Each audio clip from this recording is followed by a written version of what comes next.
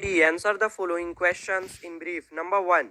List the main factors that determine the shape of a cell.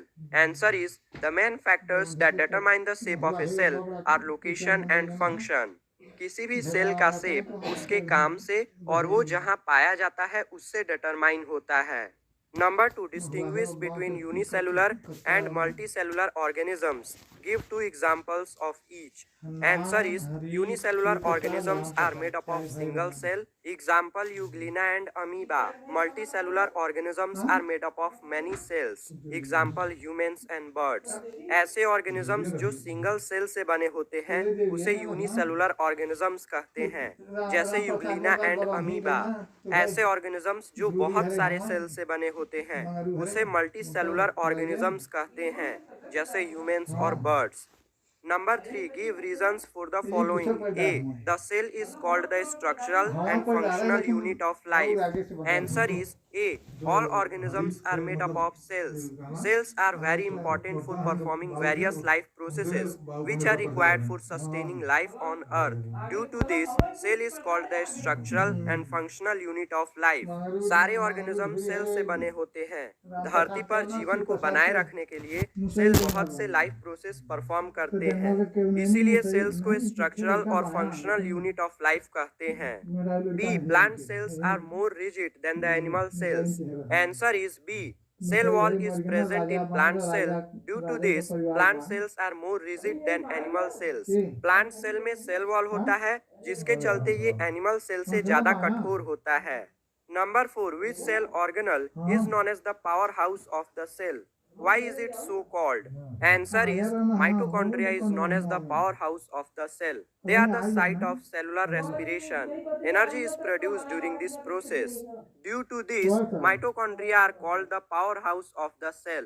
Mitochondria के अंदर cellular respiration होता है. इस प्रोसेस में एनर्जी रिलीज होता है, इसीलिए माइटोकॉन्ड्रिया को powerhouse of the cell कहा जाता है. Number 5. Name the cell organelles responsible for imparting color to the leaves and fruit of a plant. Answer is chloroplast is responsible for imparting color to the leaves. Chromoplast is responsible for imparting color to fruits. Leaves के colour के लिए chloroplast responsible है और fruits के colour के लिए chromoplast responsible है. Number 6. What are cilia and flagella? Right one similarity and dissimilarity between the two of them. Answer is cilia and flagella are extensions on the cell membrane. These help in locomotion and procurement of food in organisms like amoeba and paramecium. Cilia are much smaller than flagella. Cilia और flagella cell membrane के part हैं. ये amoeba और पारामीशियम जैसे organism में food के locomotion में मदद करते हैं. cilia flagella से काफी छोटा होता है. Number 7. If onion peel cells and cheek cells are observed through a microscope, state the two major differences that the observer is likely to find. Answer is the two major differences that the observer is likely to find are: in onion peel cells, first, cells are arranged in rows. Second, cell wall is present. In cheek cells, first, cells randomly arranged. Second, cell wall is absent. Onion peel में cells एक रो में arranged होते हैं और इनमें cell wall present होता है. चीक sales randomly arranged होते हैं और इनमें सेल वॉल नहीं होता है. Number 8. Classify the following into cells, tissue and organ. Cell में होगा फैट सेल और आरबीसी मतलब रेड ब्लड सेल्स.